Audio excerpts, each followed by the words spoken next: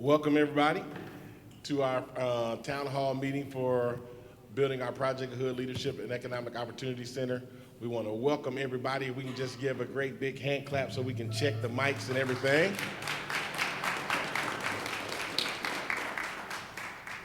I'm going to quickly turn over to our moderator for tonight, is Brian Lamar Alexander. Brian grew up in our church and went off to school, graduated from law school, worked in D.C. For some offices in D.C. and came back home. His mother was our church administrator for almost 20 years. She moved to Memphis. So when she moved to Memphis, he decided to move back to Chicago, and he now is our chief of staff. So he's going to moderate us for the night and take us right through everything. And so I'm going to turn it over to Brian Alexander.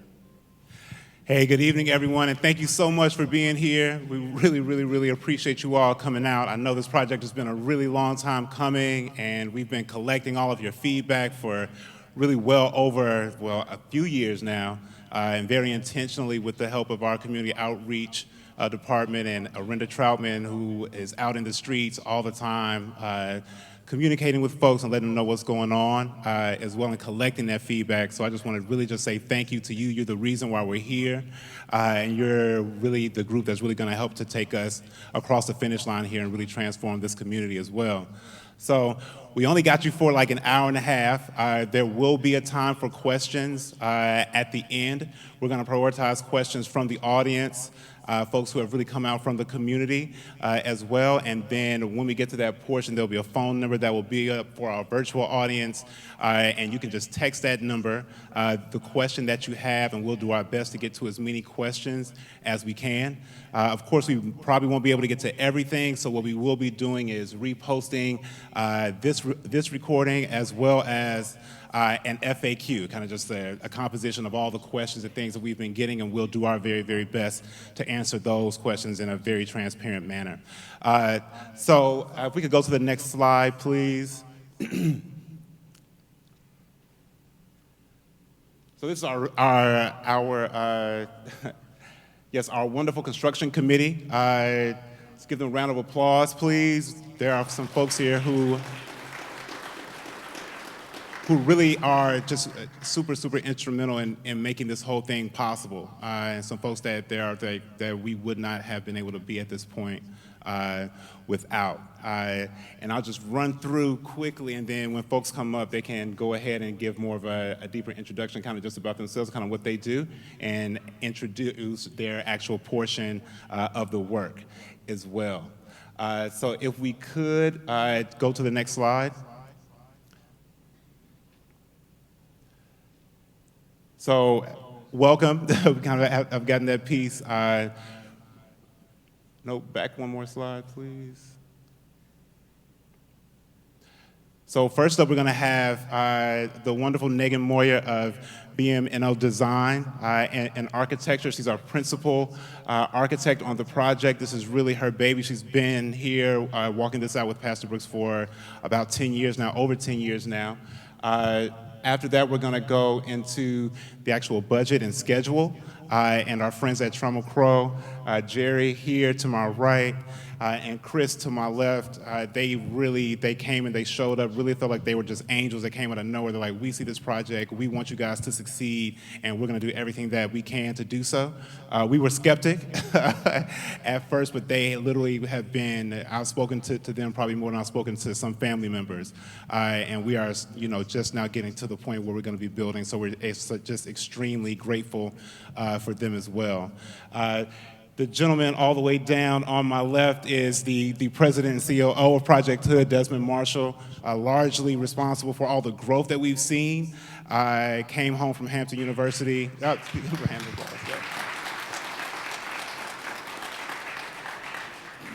Came home and really just dug in here at Project Hood, and we've just seen really exponential growth during that time. I think we went from something like 3 employees now to close to 30 in 3 years, and that's over COVID as well, and I think that we've served more during that time as well, too. So we look forward to hearing from him as he's going to be covering really our capital stack, the budget, and really what the path forward is as well. So without further ado, I'm going to go ahead and toss it to Megan Moyer, who's going to begin the design and architecture portion of the town hall meeting. So, thank you.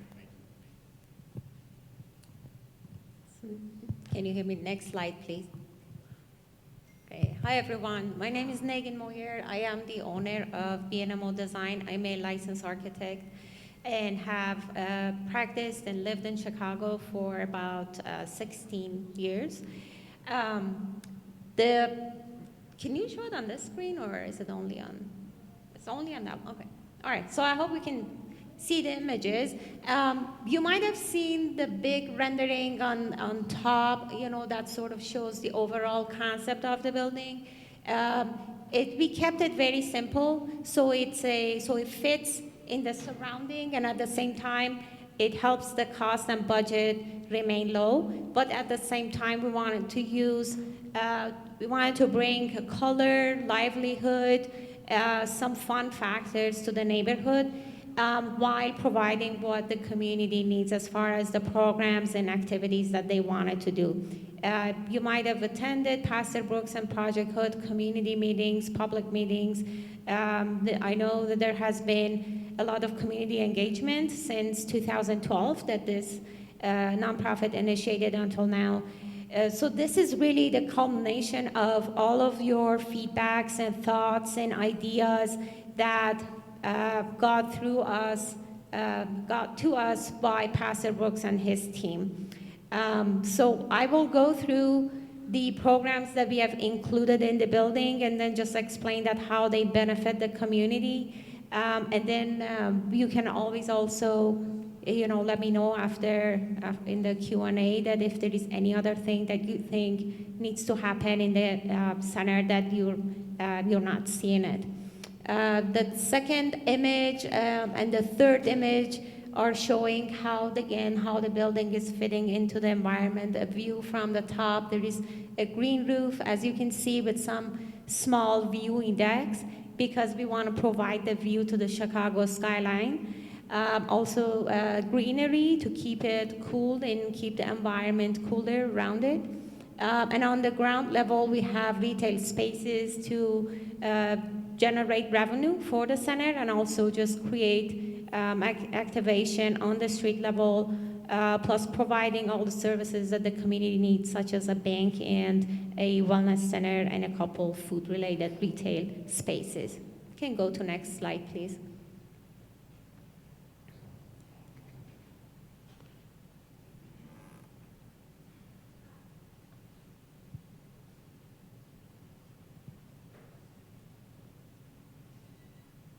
Okay.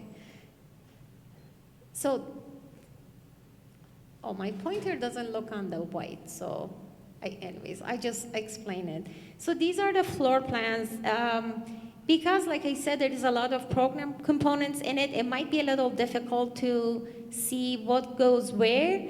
On the first floor and on the plan on the lower, you will see that the street face is all retail spaces. So again, to generate revenue and then provide programming for the community. It includes a bank space, a pizza joint, burger joint, and an ice cream shop, a wellness center, and a restaurant and cafe. The restaurant is connected to a culinary kitchen. The culinary kitchen is in the building because to attract the youth of the community, of all ages, to come in and learn culinary art and be able to cook, and then eventually offer what they're cooking in that restaurant below it, which is facing the street. So both public and the users of the building can access that restaurant and use the food that is made by the culinary students of Project H.O.O.D.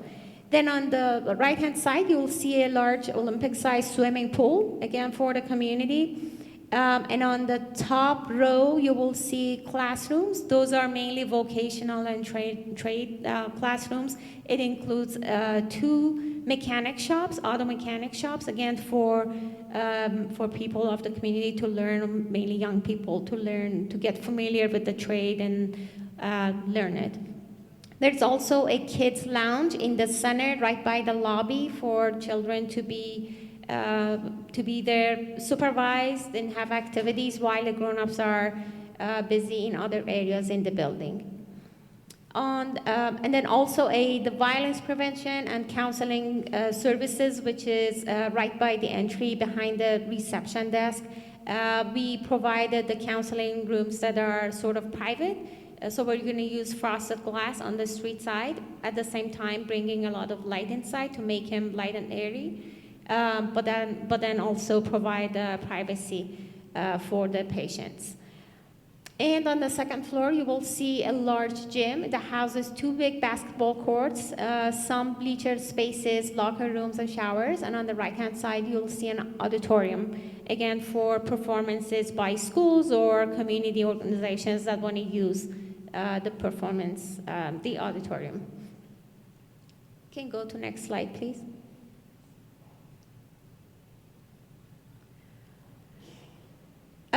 There is a mezzanine level that's like a half level right next to the gym that's shown on the lower floor plan. That's where a fitness studio goes and a dance studio. So again, for community use, and they're overlooking down to the gym. And the roof plan you will see includes the green roof, the viewing deck that we talked about, a community event space, and that's mainly going to be used for indoor-outdoor events. And an indoor-outdoor community garden.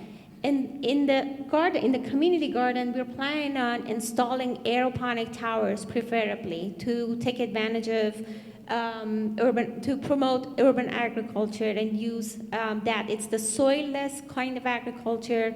It's cleaner, it's a little bit cheaper, and it provides healthy food, again, that's accessible for the community to purchase or work on it and grow themselves. And then plus an additional outdoor community garden, again, for the community use. You can go to next slide, please. And here are some images of how the interior spaces of the center are going to look like. As I said, we're trying to bring in a lot of colors, make them all, bright and colorful and airy. Just something that is a little bit maybe different from how it is outside. It's just, it looks more vivid on the inside. Okay, go to next slide. So these views are the top right are from the entry and reception area. The next one to the left are office spaces and the kids lounge. And then the one on the bottom is the main entry lobby. Next one, please. So in designing this building, we are teaming up with a lot of engineers. So the structural engineer for this project is Goodfriend Magruder Structure. They are on board since 2019, and they are currently working on the construction document and permit documents for the building. There is an example of the model that they've done on the corner on the left-hand side. You can see all the structural elements that they've put in, the beams and columns, and just to show that how they work. And they start from their own conceptual model, and then they get to design those actual structural members. So next one, please. And these are some drawings, elevations, and sections to show that how the building is looking on the street side. That elevation, the second one from the bottom, the longer one, that's the elevation along King Drive. So you can see the gym area is that volume to the left, and then the auditorium is the one to the right, and there is a glass connecting piece in the middle. Just to give an idea of how tall and large the building is going to be. It's basically going to stretch all along the land that's across the street. The next slide, please. The building is going to be cladded with translucent material, and these are examples of the product that we're using. It is going to clad the gym area, the second floor, and then the first floor is going to be glass, just like this example that I've put in here. And the advantage of this material is that it's translucent, it lets a lot of light in, it's colorful, and also at the same time it provides privacy. So you can't exactly see who's in there and what's going on. You will see silhouettes of the activities are going on, but then it still looks colorful, and from the inside it's airy and gets a lot of light. And next slide, please.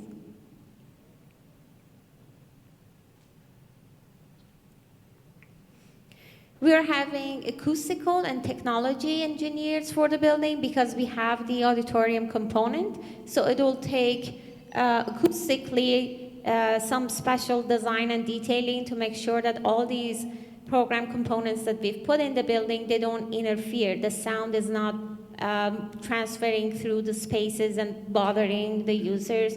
Gym is a loud space, so is the auditorium, and on the other hand, there's some spaces that they need quietness, like the music practice room, video production rooms, and the counseling and violence prevention spaces. So we're making sure that all these spaces, being in the same building, they still have the enough level of acoustic separation that they need. Next slide, please.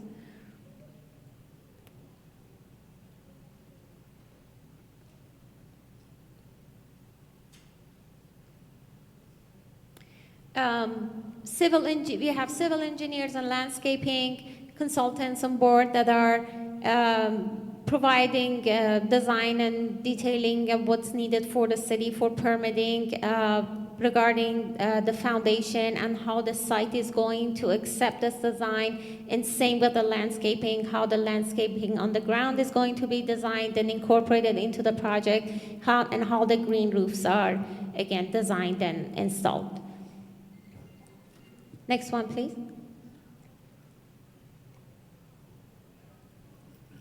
And of course, we need to keep the building heated, cooled, the electrical and plumbing, so that's another group of engineers that we're working with. We also have an energy consultant on board to make sure that the building enclosure is thermally performing well. It can keep the heating and cooling energy inside. There is not any waste of energy, not draft. So he's helping us to make sure that we're using the energy that the building needs efficiently. Next slide, please. And that's a view of the swimming pool. Again, we have a pool engineering company on board that are helping us with the design and construction of not only design and the permitting of the pool and all the systems that it needs to operate. Next slide, please. And I think I'm done. It's Jerry's talking about budget. Thank you very much.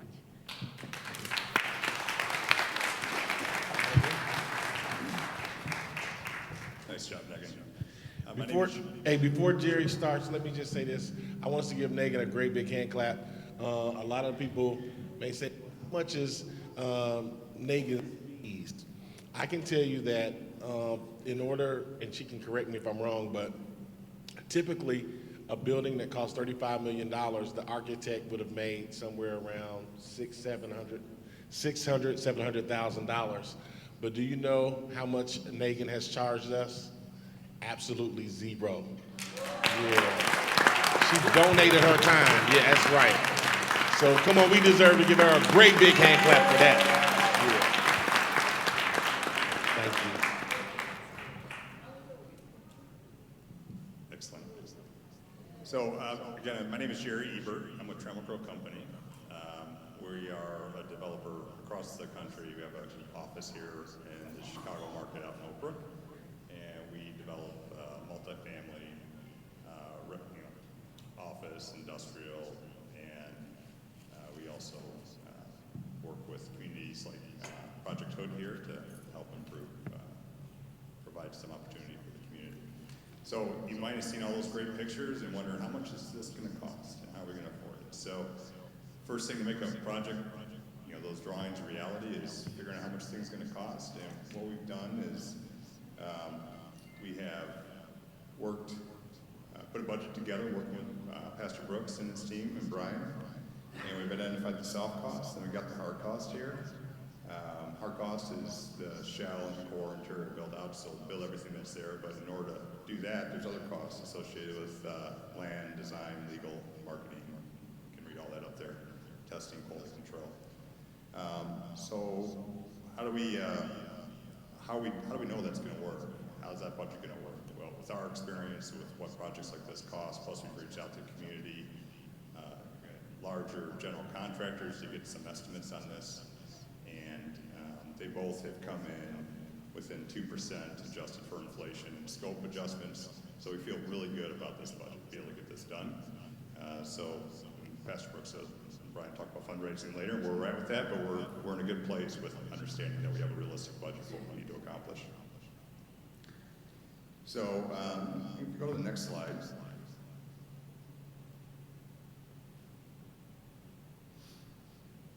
So this is, you can't read it from there, but bond numbers. If you tabulate with the adjustments I made, it's 35, 36 million bucks is kind of where we're tracking for the hard cost of this thing. And it's important, I wanted to show this here today so that the community, everyone understood that this is not just a number, this is a detailed number based on detailed takeoff with the drawings that Megan has put together here for this project. And how are we going to make sure this budget holds and works? We're working with general contractors, and we're going to get a general contractor on board so as the design advances, that we make sure that we're managing the design as it advances with the budget here, so that we have good confidence we know this thing can get accomplished. Next slide. This slide here is important just for everyone to realize that we're in an unprecedented time with inflation. Everyone sees it at the gas pump, but certainly in the construction market as well. You'll see here over the last 2 years, we've seen 12 to 14% inflation year over year, which is unheard of. I've not seen it in my entire career. And it's not just materials, but it's also labor. But you can see the green line there is mostly commodities. That's the materials that go into this project. So sooner we get the fundraising done for this and get this project built, the better off.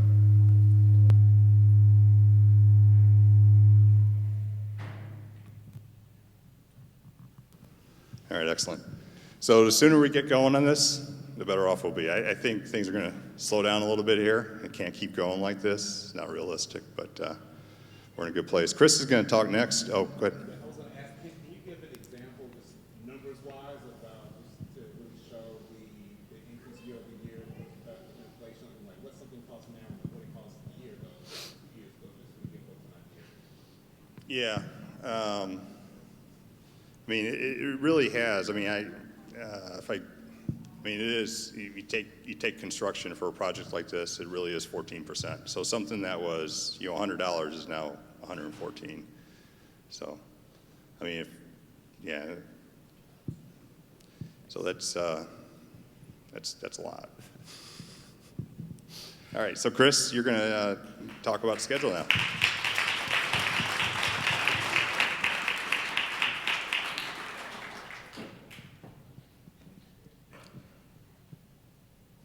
Hi, everyone.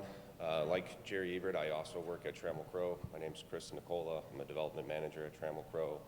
My day-to-day job is managing the design and construction of commercial real estate. But today I'm going to walk you through the schedule for Project H.O.O.D. We could go to the next slide.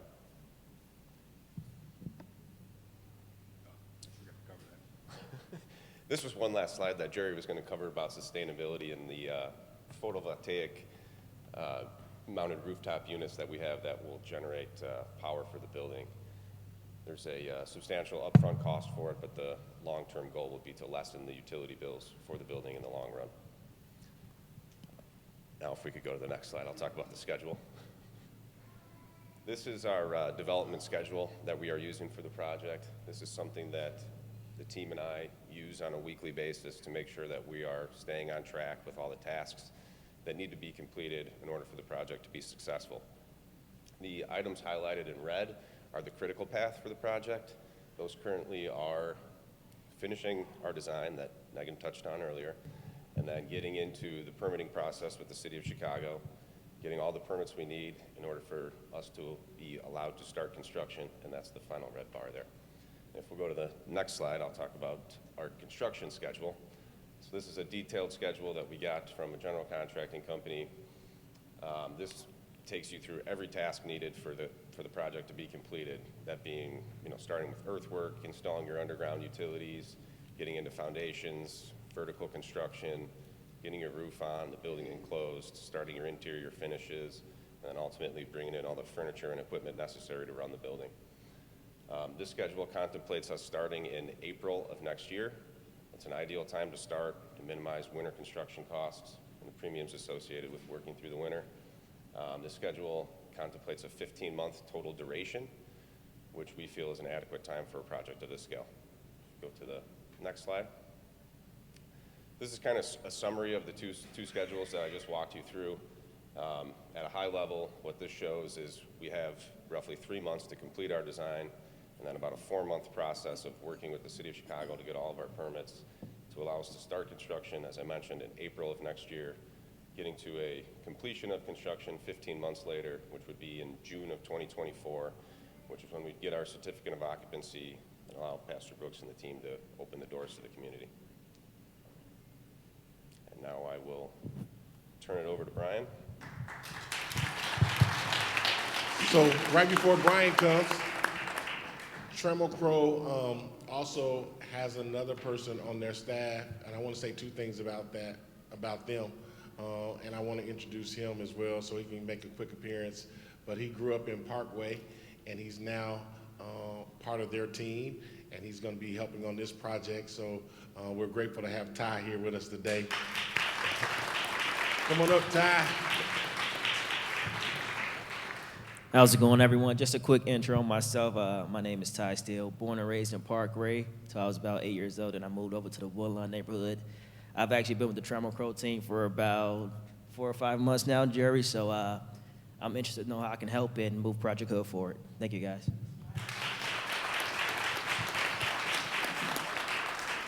So Trammell Crow has done without them, we definitely would not be this far. And, people don't realize that to have a national reputable company like Trammell Crow putting all this together for you costs hundreds, if not millions of dollars. And, typically they get paid lots of money. I mean, lots of money to do the job that they do, and they do a great job. And putting all the schedule together, making sure that we don't miss anything. And I want you all to know just how much they have charged us and how much they're charging us. Because I think it's really important for people to understand the people who are working with us, they're not working with us because we're giving them fat checks. They're working with us because they love what we're trying to accomplish. They believe in what we're trying to accomplish, and they understand the need for the City of Chicago.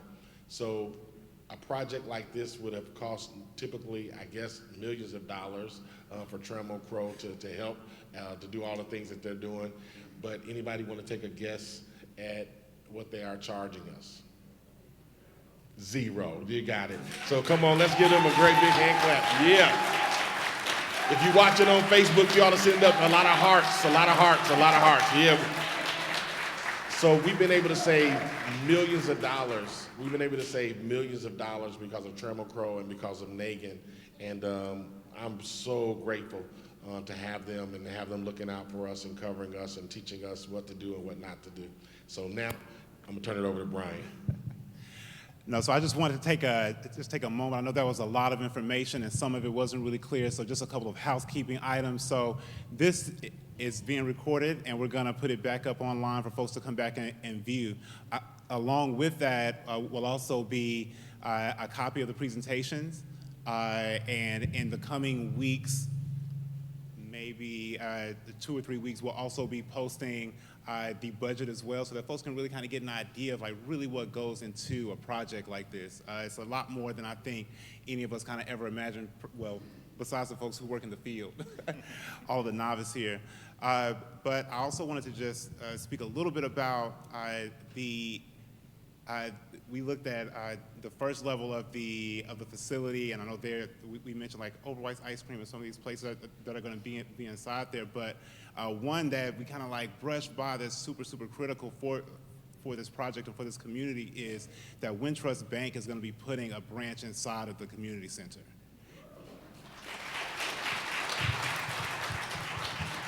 So Wintrust has been an amazing partner of ours.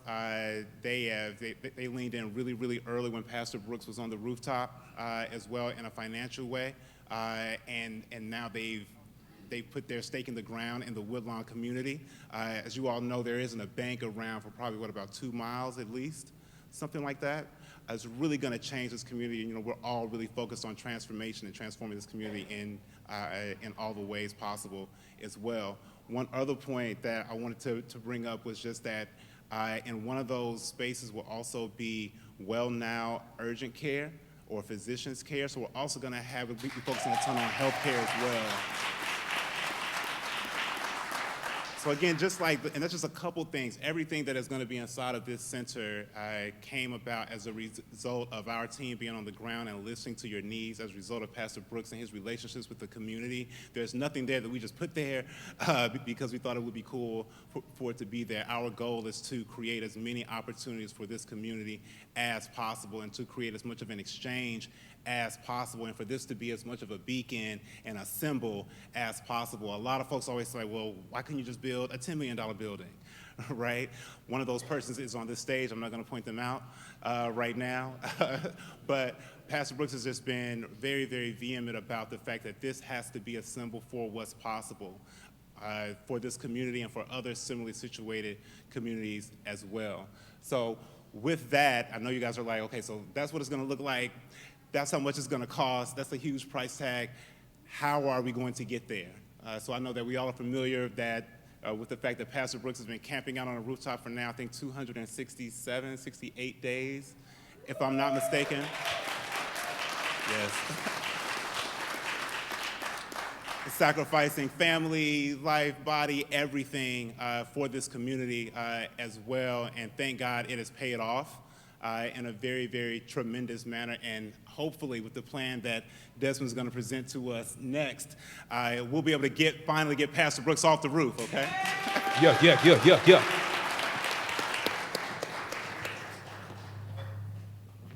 Thanks so much. 1, 2. 1, 2, 1, 2. Brian, thanks so much for that. Before I start, and before we get into these numbers, I got to tell you a quick story. It was last year at this time, I came into the office, and Pastor Brooks and TJ were meeting. And anytime they're meeting at 8:30 in the morning, you got to be a little nervous, right? So I go into the office, they're like, Des, we got an idea. And if no one knows me, I am the no guy on the team. So all my team out there, make some noise. I'm the no guy. And they said, Des, pastor's going on the roof.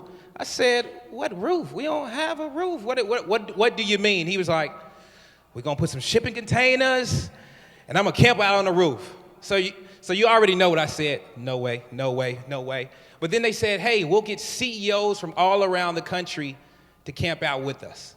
We'll get people to come hang out with us to get in this fight in gun violence, to get in this fight of creating economic change.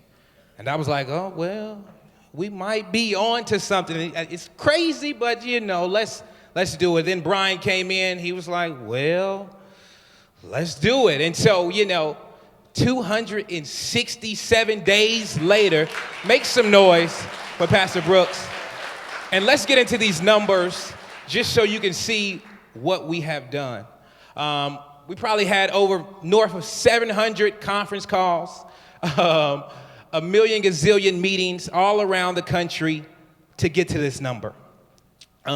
We are currently at $18.5 million. Hey, y'all make some noise. Y'all, come on now. 18.5 is not regular. So we're currently at $11 million in cash, $3 million in in-kind donations. We recently, on just last year, we got an Illinois State grant from DCEO, $2 million. And then we have north of $2.5 million in signed pledges. Make some noise. 18.5. Big shouts out to Ken Griffin of Citadel Capital. I don't know if you guys seen that.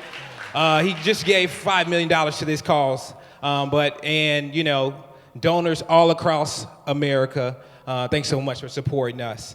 And the plan on how to get to that gap. How do we do it? So we have a number of meetings all across the country set up, but then also Plan A, we want to collect more pledges. So we have a number of pledges out there. We're also competing in the city prize, $5 million prize that we have our application turned in. And then also we just hired a new market tax credit consultant, Baker and Tilly, and they will help us get federal funding and federal credits for this project. So, hey, everybody make some big noise for that plan. And then Plan B. You know, while we want to build this thing debt-free, we do realize, hey, we're going to start building October 29th, no matter what. And so we're going to be shovels in the ground and be shovel ready. So we're currently in for permits, but then also we've been talking to top banking institutions all across the city of Chicago. So while in perfect world we want to build this thing debt-free, we do have some opportunities to partner with some banks that want to get in this fight with us. From Wintrust Bank, Chase Bank, IFF, and a number of other institutions that want to just give us gazillions of dollars. And so we're excited for that. And then we have our current prospects up there, Wintrust Bank, JP Morgan Chase. Yep. Next slide.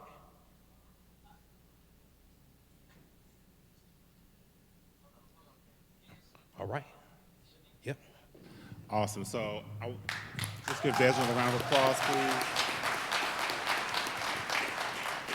So we rushed through, we went through a lot of information very, very quickly, but just to recenter us, so the entire purpose of this gathering is to bring you all in on what we've been up to, where we are. All of what has been developed with your input, and also to our online audience, I did want to acknowledge one other great accomplishment of ours was just that during the time that Pastor Brooks has been on the roof, we've been able to garner over 20,000 new donors from across the country. So I know a lot of times it feels like we're here alone, but I just want you guys to know that we are not. There are people all across this great nation who care a lot about what is going on. They care a lot about our CEO, about the pastor of New Beginning Church, Pastor Brooks as well. So with that, for our virtual folks, you can text your questions to the number that is listed here. And then if there are folks who have questions in the audience, we wanted to make sure that we had an opportunity, one, to hear from you. Are we on the right track or not here as well? And if you're raising your hand, please keep your hand raised, and a rented traveler is going to find you and get you a microphone in just a moment. But so if you could, please go ahead and raise your hands, then we'll go ahead and we'll get you a mic. And before we open up for questions, I just want the Project Hood team to stand up all over the room, because I don't think you guys know how big our team is. 1, 2. Team. Project Hood team, stand up. If you're on our flip team, stand up. This is people in the back. So we're growing, and so when we build this new Leadership and Economic Center, there'll be tons and tons and tons of new jobs created for the community. But thanks again, Project Hood team.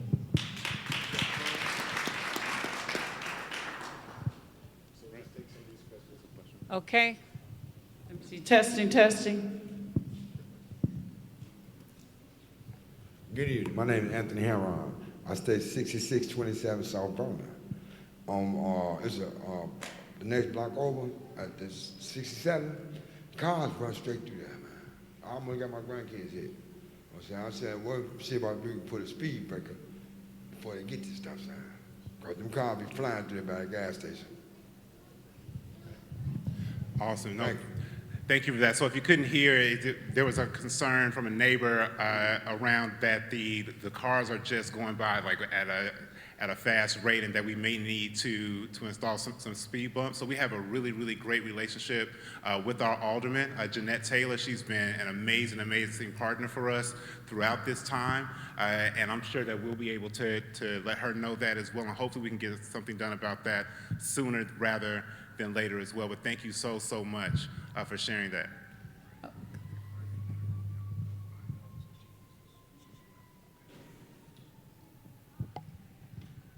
Hi, my name is Bridget Kane. I'm also a member here. And my question is, will you all also have available for wheelchair accessible youth, a program set up for them?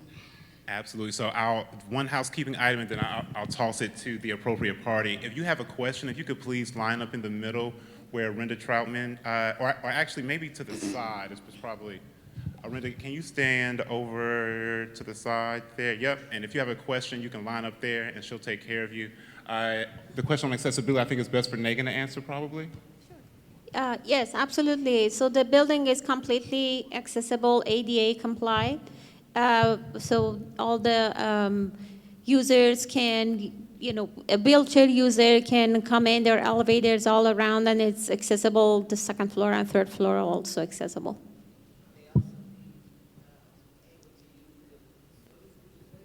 Yes, exactly. Yes. Thank you so much for that question. So that question again was just about is the building going to be accessible to the people with disabilities? And the answer, of course, is yes. There's not a part of this facility that any human being won't be able to take advantage of as well.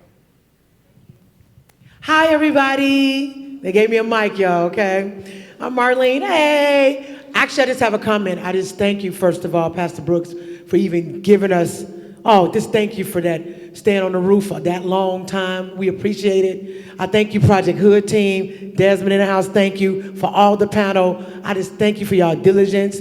I thank you for adding value to us and the community as leaderships. Thank you for your consistency, dedication, and encouragement, and we love you for that. So we don't take it for granted that you've been on that roof that long, because that takes a strong, hard taking man to get away from their family. And we thank you for your leadership. At least I do. And thank you, and continue on. And anything I need to do, I'm there in y'all corner. You know that. Thank you, Marlene. Thank you. Mr. Poole. James Poole. How you doing, everyone? I'm James Poole. I'm a community activist across the city of Chicago. My main focus is a walking area, a track for seniors, or some type of care for seniors in this facility that's coming up. Absolutely, that's a really, really great question. So one of the things that Project Hood, well, I'll start with this.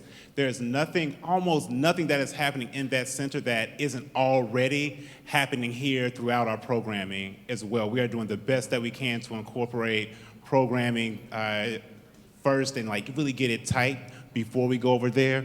One thing that I will point out is that within our programming, there's a huge focus on intergenerational programming, on making sure that we have things happening with our programming that is open to all ages of folks. And actually, just recently, we had our pancakes and bingo breakfast for our seniors. I'm not sure if you guys were around for that, but it was amazing. So a couple things for the seniors as well is just that in September, Project Hood will be partnering with the University of Chicago's Pritzker School of Medicine.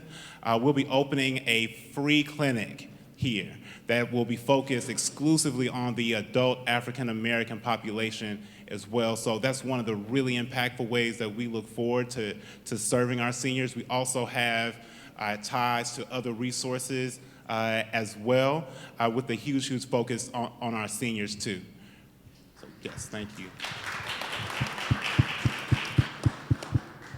Okay, as you said, as you guys have been doing with Pastor Brooks, and has he been doing with our youth in the community, with building this facility and hiring in this facility, will these be jobs available to the people in our community and available to people who usually can't get jobs in a normal job setting?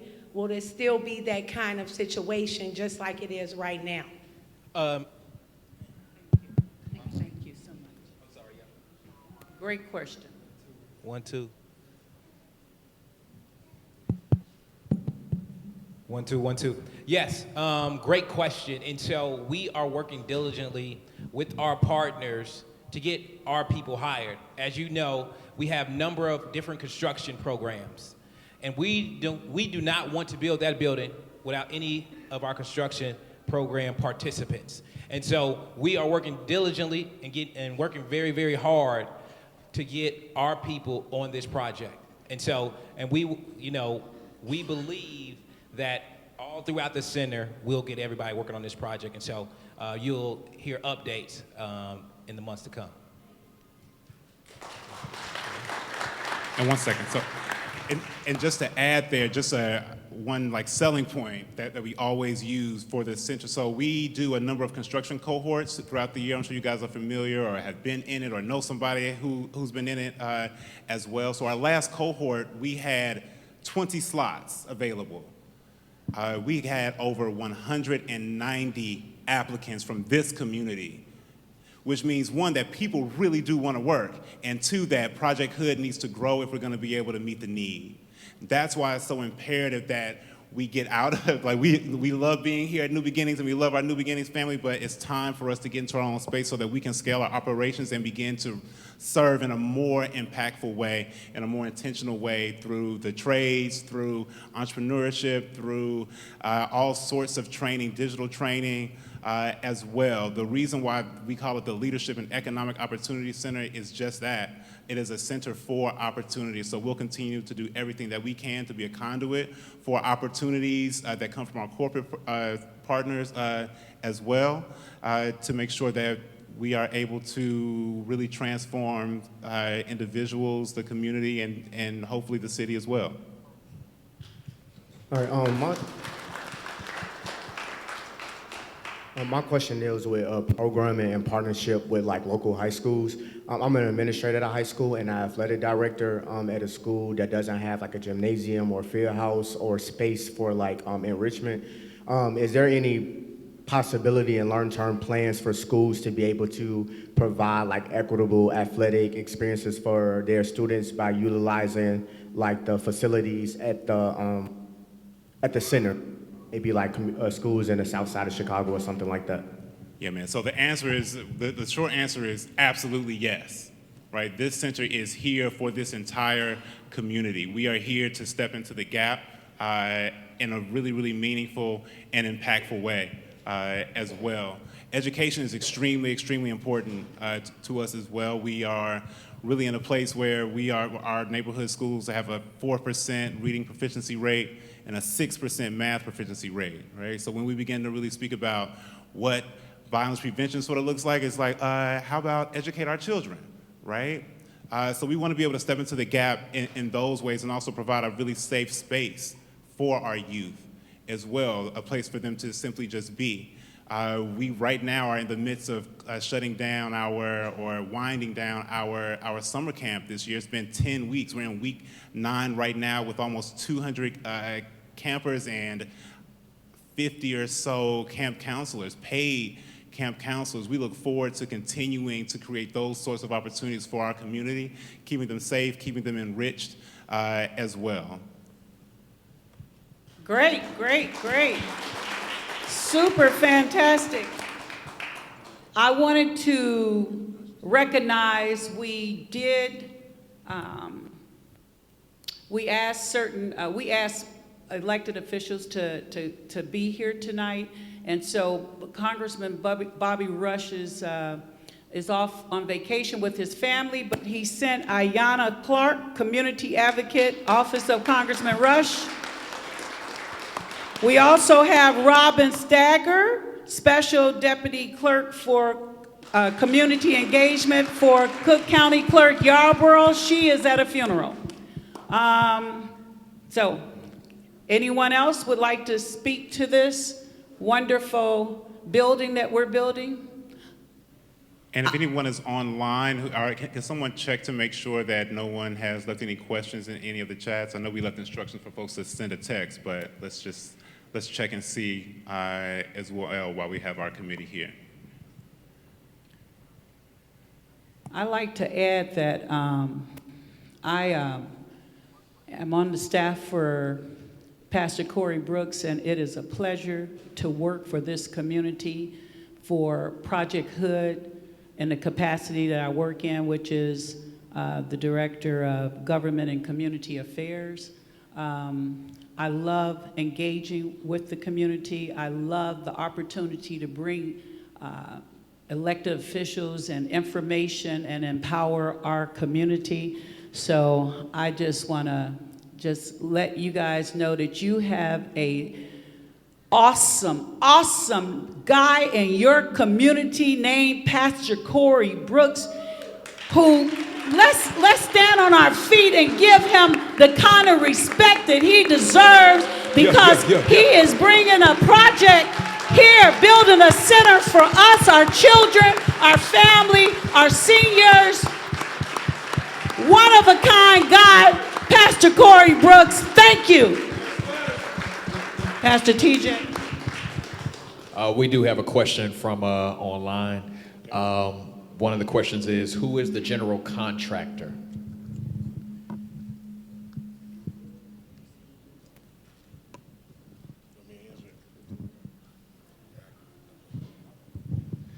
So we haven't locked in our general contractor as of yet. We still are in that process.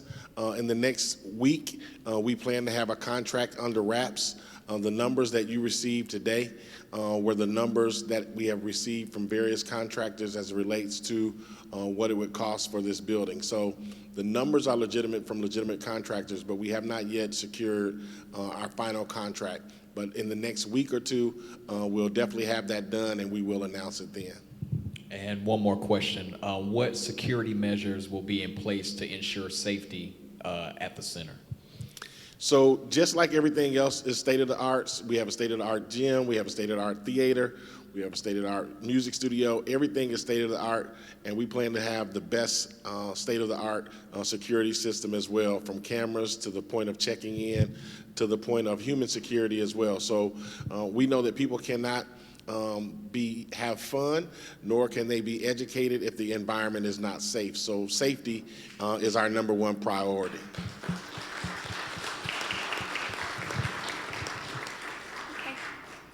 Good evening. Thanks for this town hall. It's been educational. I have a question maybe for the engineers and the architects. The building as it's being built, will it be built in stages so that it'll be usable as construction's moving along? Or is it going to be wait till it's all finished and then we can move in and start utilizing? It'll be completed before it's ready to be utilized. So in other words, the whole thing will entirely finished and ready to be used. Okay, thank you. And again, completion is... Thank you. We have another question. Young, beautiful young lady.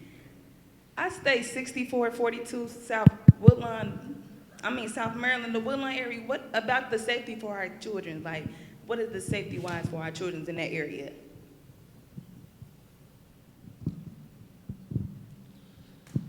So, great question. Not only were we trying to provide safety for the community center in this area, but we also have a violence prevention team led by James Highsmith. And on that violence prevention team, we have individuals who are from all parts of Woodlawn. And if you said you live at 6442 South Maryland. So 6442 Maryland, if I'm wrong, they can correct me, but I believe that's Jonathan's area and Heidi's area. So if you have an issue in that community, can y'all stand up, Jonathan and Heidi? They are responsible for that area. If there's any safety issues, get with them, and we'll be glad to help with anything that we can do, because we not only want to make this block a safe block, we want to make all of Woodlawn safe. So that's a great question, and these two individuals do a great job, and they can definitely help you. Thank you. All right. Yes. Hi, I just wanted to know if we had anything in the center related to drug abuse, because I know that's a heavy challenge in this community. Yes. So on the drawings that our architect showed you, there is a trauma counseling part of it as well. And that's where she said the frosted glass and things were for privacy. So we will be having drug counselors. We will have a full-time counselor on staff. We will have a full-time psychiatrist or psychologist on staff. And we will be doing AA meetings, NA meetings, anything that can free a person up, we're going to be doing that. So absolutely. Okay, that partially answers part of my question.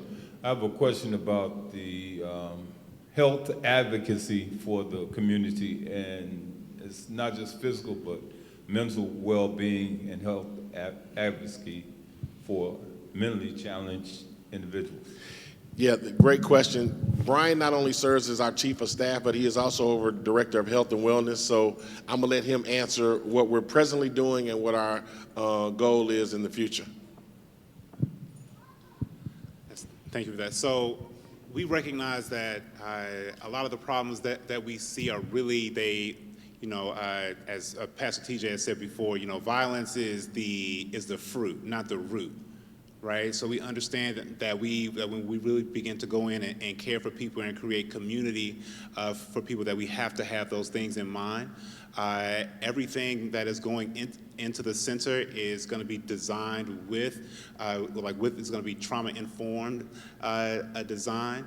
Our teams are being trained, are already trained, our violence prevention team, but everyone is going to be trained as well. We are working with the University of Chicago as well, who have been an amazing partner for us to incorporate some mental health doctors and training for our staff into the free clinic that's going to be coming here beginning in September as well. And there are just, we realize that there's just a huge need, so we're always looking for more partners to come in. So you guys know of any partners or any providers of those sorts of services, we're always looking for them, but they are just stretched so thin right now. But we look forward to really scaling those operations within the center as well. And it's really a piece of, it's really woven very deeply into everything that we do here at Project H.O.O.D as well. Is there another question? Yes. Another question from online. Will there be child care in the facility? Yeah. So, of course, we can't do everything, and I wish we could, but one of the things it's going to allow us to do is once we free up space here at the church, it's going to allow us to open up a daycare here. So we are looking forward to that, because we're also going to have a private school that we did not talk about in the center for boys kindergarten through 8th grade who come from single-parent households or who live below the poverty line. We're going to have a private school for them. And so we're constantly trying to acquire more property. And as we acquire more property, we're going to expand our efforts into doing more stuff for daycare. But we're definitely going to have some daycare components. We just don't know how big it's going to be yet. But yes. Awesome. And one more question. Is there a charge for using the swimming pool or the gym? Yeah. So one of the things that we struggle with, and even with my philosophy of, I realize that if you constantly give people things for free sometimes they take advantage of it and they don't care about it. So what we're going to be trying to do is balance that. We don't want to charge for the community center. We're not a YMCA where we're going to charge you a monthly membership. We're not some health club where we're going to charge you a monthly membership. One of the reasons why we're trying to build it, why we're going to build it debt-free, is so that we do not have to charge people from this community to come and use a community center. It should be free, so it's going to be free. But with that said, we're going to make sure that people sign pledges for conduct, for character, for how they're going to use the facility, and we will hold people accountable to do some volunteer hours, to do things like that, because if you're going to have a community center that's in your community that's allowing you to use it for free, then you should have enough responsibility to also give back to your community by volunteering, by helping, by mentoring, and all of those things. So we're not going to charge, but we are going to ask people to give their talents. We're also going to ask people to give their time, and we'll continue to help and ask our donors to supply the treasure so we can have a debt-free center.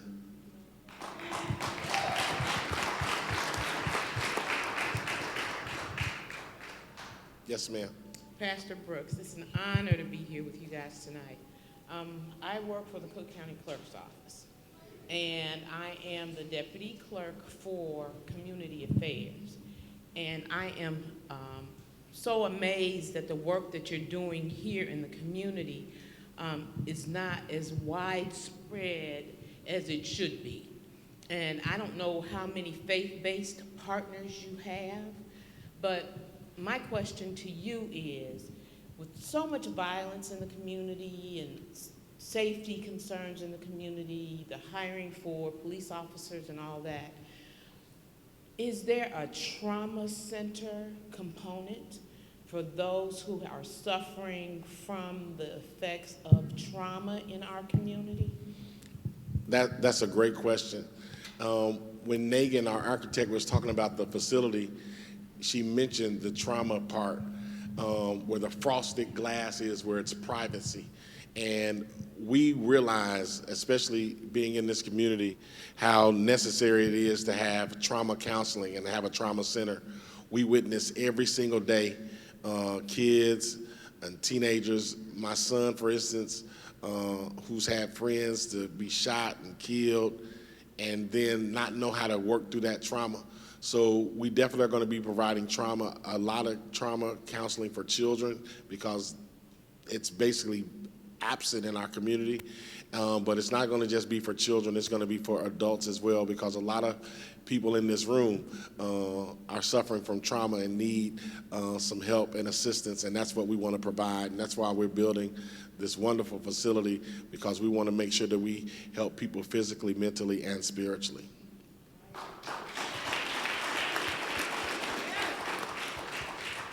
I have an easy question, Pastor. Is it on? Oh, I have an easy question. Will the center have a banquet room that you could rent so in 3 years I can celebrate my 50th wedding anniversary? I hope and pray that in 3 years the building will be complete, and I'm going to throw you and Elder Bellamy the biggest party y'all ever seen. So the answer to that is yes. The way we designed the gym is that even though the floor is basically for basketball, we're going to have the type of, you roll it out over the floor and turn the room into something else. So our basketball facility, our basketball space can be a multi-purpose space. And even the upstairs is designed that way because we have a kitchen and things up there. So yes, the answer to that is absolutely 100% yes. Okay, this is going to be our last question from the audience, because Pastor is a stickler about being on time. So, amen. Andre Smith. Pastor Brooks and the team, we thank you so much for choosing this community to do what you do. But my question is, for the people in the audience or the people that's on social media that believe in you, that see what you do, and they want to help, whether it's $1, $10, $5, how can they help you today? Thank you, that's a great question. And that's a great question to end on. First of all, let me say thank you to all of y'all who came out tonight. That's a tremendous help, because you being here is a big encouragement, and you being here means that you're concerned, and I know you're going to spread the word. So I want to say thank you to every single one of y'all for being here tonight.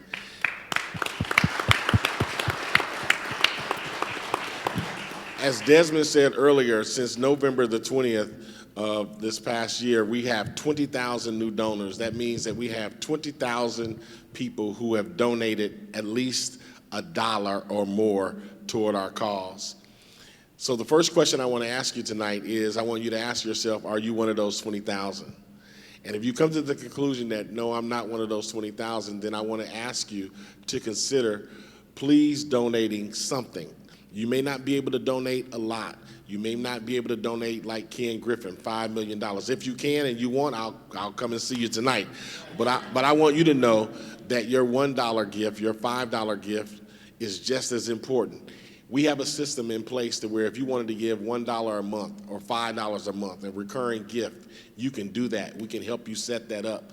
And it is needed. That's how we're going to, if we're going to have a center where we offer services and we don't have to charge people, there has to be the responsibility of the community to say, I want to help. So I'm asking everyone in this room to please consider donating something. And not only those who are in this room, but those who are watching and streaming and watching us tonight, I want you to consider giving a gift as well. Do what you can. And then secondly, if you would just spread the word. One of the ways that we've been able to have 20,000 new donors is because people spread the word. I would send out an email to someone who donated $5 and I would say, hey, can you find 5 more people that will match your gift? And I'll get an email back, Pastor Brooks, I'll be glad to find 5 more people. And sometimes I'll get an email back that says, hey, Pastor, I found 5 more people and here are their names and they gave on these days. That's how you spread a movement, and that's how you participate, and that's how you keep things going. So if you can give, please do. If you can spread the word, please do. And it is so important because I really do believe in all of my heart, everything in me, I believe that God wants us to build a center debt-free. I don't believe us going in debt is the way that it should be done. And I think right here, I've been telling our church for years, and I mean years, that I believe that God is going to use us right here in the hood on King Drive to be an example of what can happen when corporations come together, when people come together, and when we finally make a decision to do something positive to help people, and we can take the model that we create here on the south side of Chicago, right here on King Drive, and take it to other places to help their community as well. So please, please, please give, and please spread the word. Thank y'all. God bless y'all. We're going to hang around. We'll be out in the lobby if you want to ask us some questions. And once again, would you all please thank Nagin and Trammell Crow for all the work that they've done. Before we leave, write these dates down. September the 29th is our gala. September the 30th, September the 30th. September the 30th at Union Station. It's going to be a remarkable time. You can get more information on our website. And on October the 29th, write this down, October the 29th, across the street, we are going to break ground to start building the center. All right? God bless y'all. Thank y'all. Come on, one more time. Big old hand clap, everybody.